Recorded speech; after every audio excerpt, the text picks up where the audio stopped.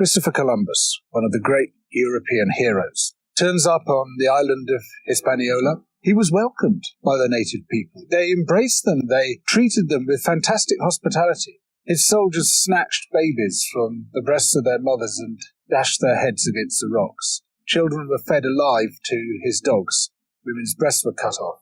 He decided to hang 13 of the Native Americans in Hispaniola to recreate the crucifixion of Jesus, plus the apostles. It's true that the majority of people died there of disease. Disease is introduced by the Europeans unwittingly, but many others were driven to death through overwork, direct murder, through starvation as their resources were taken away. Columbus insisted that everybody bring him a certain amount of gold, and those who failed to do so had their hands cut off.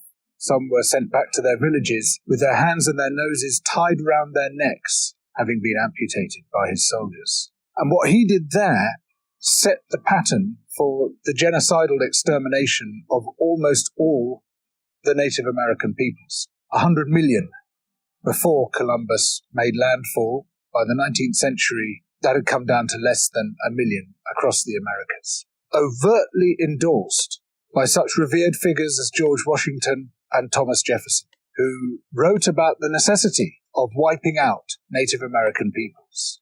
In Britain, we present the colonial project as being about teaching the natives table manners and double-entry bookkeeping. In India, the British manufactured a famine in the 1870s out of nothing. There were food surpluses, massive amounts of food. But the governor, Lord Lytton, insisted that this food be exported wholesale to Britain.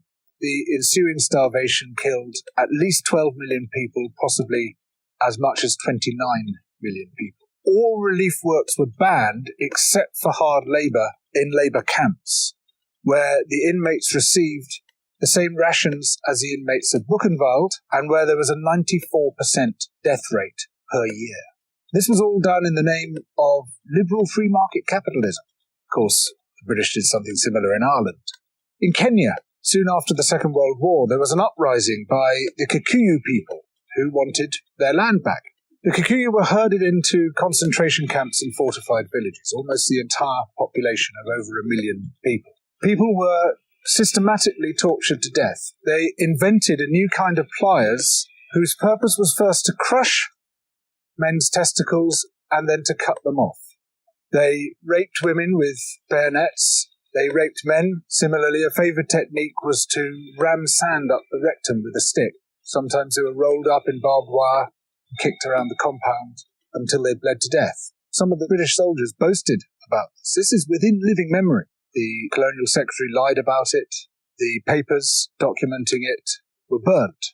The impact of the rich and powerful nations has been so phenomenally murderous and destructive that it has been completely airbrushed from our national consciousness.